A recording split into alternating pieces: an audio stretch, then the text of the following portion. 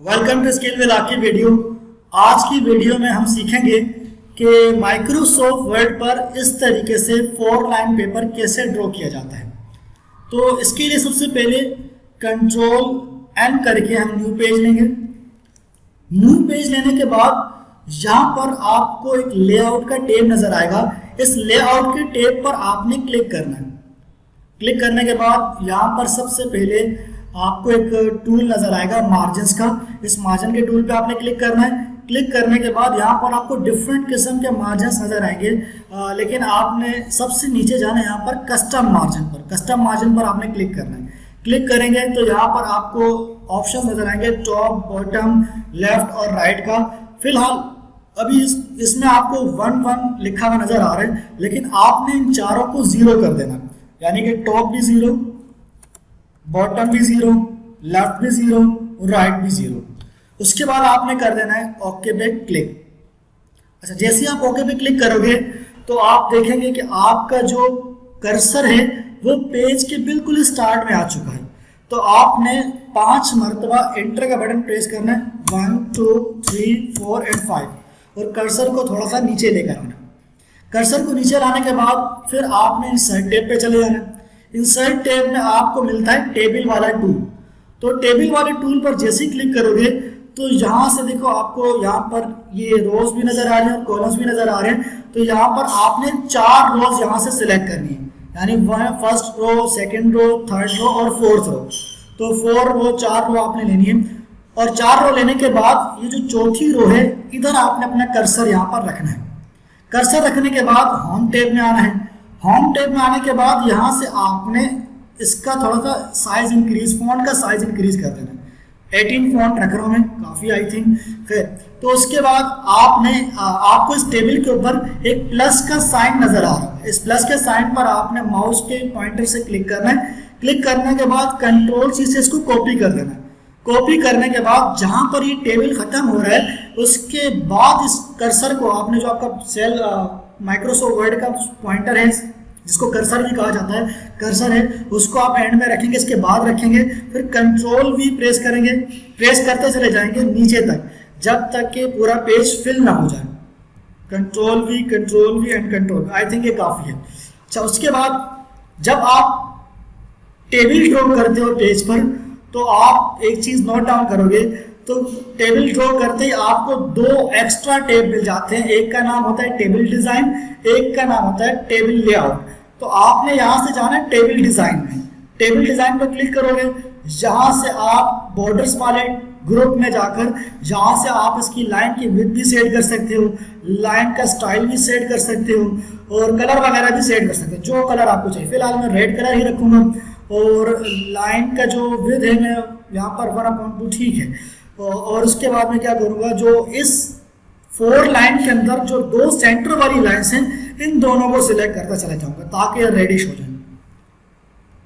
तो ये 1 बाय 1 आपने पूरे पेज पे करना है इस तरीके से, और यहाँ पर नीचे भी इस तरीके से 1 बाय 1 आपने पूरे पेज पर जहां जहां पर ये आपकी 4 लाइन्स बनी हुई हैं आपने इस तरीके से सिलेक्शन लेनी है। सिलेक्शन लेने के बाद ये यहाँ तक मेरा कंप्लीट हो चुका है। अच्छा, ये जब कंप्लीट हो जाए तो फिर आपने क्या करना है, बॉर्डर पॉइंटर पर क्लिक करके इसकी सिलेक्शन हटा देनी, पेन की सिलेक्शन हटा देनी। फिर आपने आना दोबारा इंसर्ट टैब में। इंसर्ट टैब में आपको एक और टूल मिलता है शेप्स वाला, तो शेप टूल पे आपने कर देना है क्लिक। क्लिक करने के बाद यहाँ पर आपको बहुत सारी शेप्स मिलती हैं, बहुत सारी शेप्स, इनका बहुत सारा काम है, लेकिन अभी फिलहाल जो है मैं जो शेप ले रहा हूँ वो है लाइन शेप।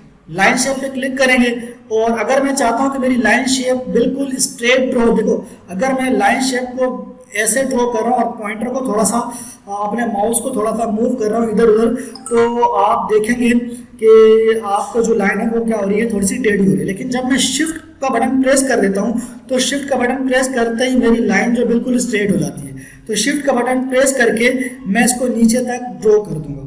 थोड़ा सा मैं पेज का जूम आउट कर देता हूँ ताकि मुझे पूरा पेज एक साथ नजर आए, और शिफ्ट का बटन दबाकर मैं एंड तक इसको ड्रॉ कर दूंगा। और आप फिर शेप फॉर्मेट के टैब में आकर यहाँ से इसका आउटलाइन का कलर भी चेंज कर सकते हैं। आउटलाइन का अगर साइज आपने थोड़ा सा चेंज करना है तो वो भी आप चेंज कर सकते हैं। यहाँ से मैं 1 कर रहा हूँ, 1 पॉइंट कर लेता हूँ। अच्छा, अब मुझे इसी की डुप्लीकेट चाहिए तो कंट्रोल डी प्रेस करके मैं इसकी डुप्लीकेट ले लूँगा और इसको मैं थोड़ा सा इसके साथ अलाइन कर दूँगा। इसी तरीके से दोबारा से मैं इंसर्ट टैब में जाऊँगा, शेप टूल पे क्लिक करूँगा, लाइन टूल ले लूँगा और यहाँ से शिफ्ट का बटन प्रेस करके ये यहाँ से पूरी एक लाइन ड्रॉ कर दूँगा। और इसी तरीके से मैं शेप आउटलाइन में जाकर कलर ब्लैक कर दूंगा और यहाँ से आकर मैं इसका जो वेट है 1 पॉइंट यानी रख दूंगा। कंट्रोल डी प्रेस करके थोड़ा सा इस तरीके से कर दूंगा। अब मैं थोड़ा सा जूम इन कर देता हूँ। ठीक है, थोड़ा सा बेहतर कर सकते हैं मज़ीद हम तो। अच्छा, अब मुझे दोनों लाइनें सिलेक्ट करनी तो शेप फॉर्मेट में मुझे सिलेक्शन पेन मिलता है। सिलेक्शन पेन में जाकर स्ट्रेट कनेक्टर 2 और स्ट्रेट कनेक्टर 2 इन दोनों को कंट्रोल के साथ में सिलेक्ट कर लेता हूँ और इन दोनों को थोड़ा सा नीचे लेकर आता हूँ।